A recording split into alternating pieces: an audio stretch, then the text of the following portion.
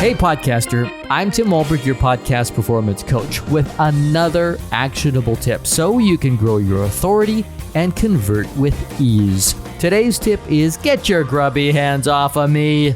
If your mic could talk, that's what it would be saying. There is one time, and one time only, that you should be touching your mic, and that is when you are setting it up exactly to the right position.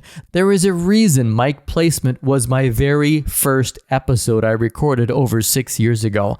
Unless you have an amazing editor that will save your bacon every time you record, your reputation is at risk. Your authority is at risk because you will sound like an amateur.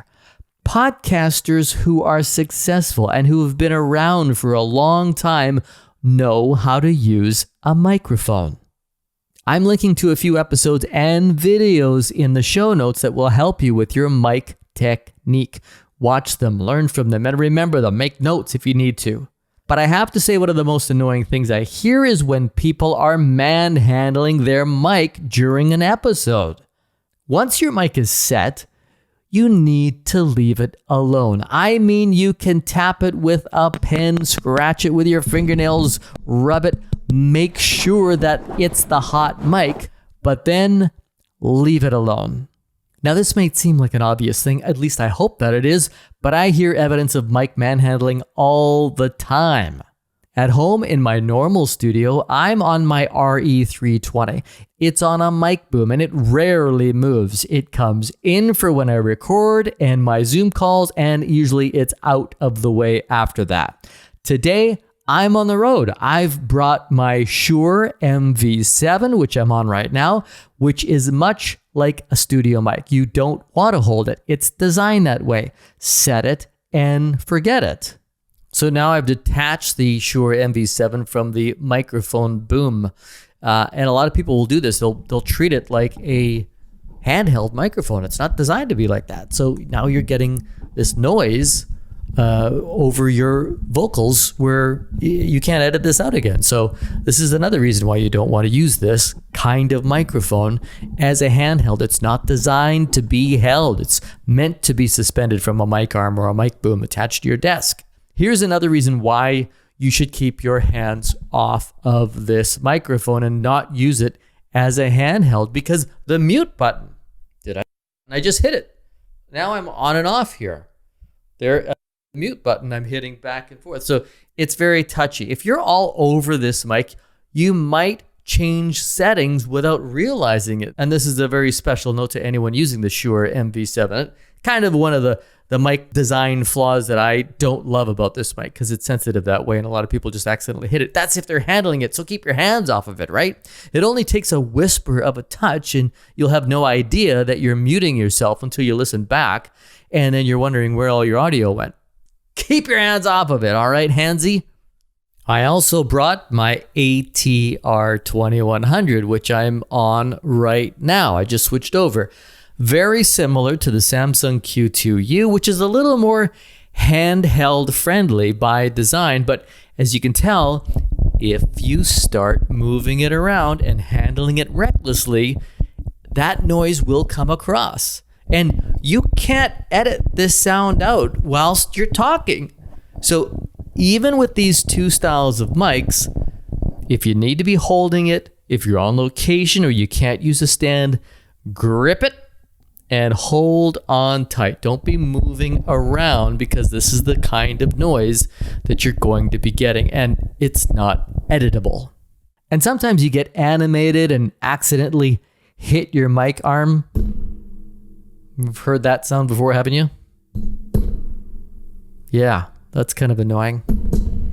If you know you've done that, just go back and repeat that line or edit it out. Or leave it in and you'll hear something like this and you'll be fine with it, right? So it doesn't matter. Sometimes it's fine and it passes and it doesn't matter. But depending on your show and how raw it is will determine that. I find the biggest culprits are the public speakers, at least when it comes to the handhelds. I hear you holding that mic like you're pacing the stage like a mother effing boss. I get it. This is your comfort zone. This is your power zone. And I know you want to be in it. But here's what you need to know. Your stage mic and your podcast mic are not built the same. It's literally like trying to ride a Vespa the way you would ride a Harley. Sure, they are both two-wheeled vehicles, but they are not the same thing. They operate very differently, and if you don't know the difference, you could end up body surfing some concrete. Okay, so using your mic incorrectly is not necessarily as dramatic as all of that, but it is an assault to your listeners when you're clutching that mic in your hands, as we heard. Those stage mics, much more beefier. They can take a pounding. These other ones aren't nearly as robust. If you're using a condenser mic, it's built to pick up all the sound around you. Now that includes any rubbing or finger tapping or chin brushing you might do. If you have a dynamic mic, you may not hear all of that noise, but you will hear the change in your voice quality and approximation because it's a lot harder to maintain that perfect recording position while you're flipping the mic around. A dynamic mic is a lot more forgiving, but when manhandled, you're still going to hear a lot of that noise from your hand, and you have to always be careful of your positioning with your mic. And the final reason not to handle your mic is that you don't need to do it. I know there are podcasters who don't love the hands-free lifestyle, but they run the risk of decreasing the listening enjoyment of their listeners. Ain't nobody wants an unexpected audio punch in their ear holes. That's just nasty. Remember, your podcast isn't for you. It's for your listeners. So treat them right.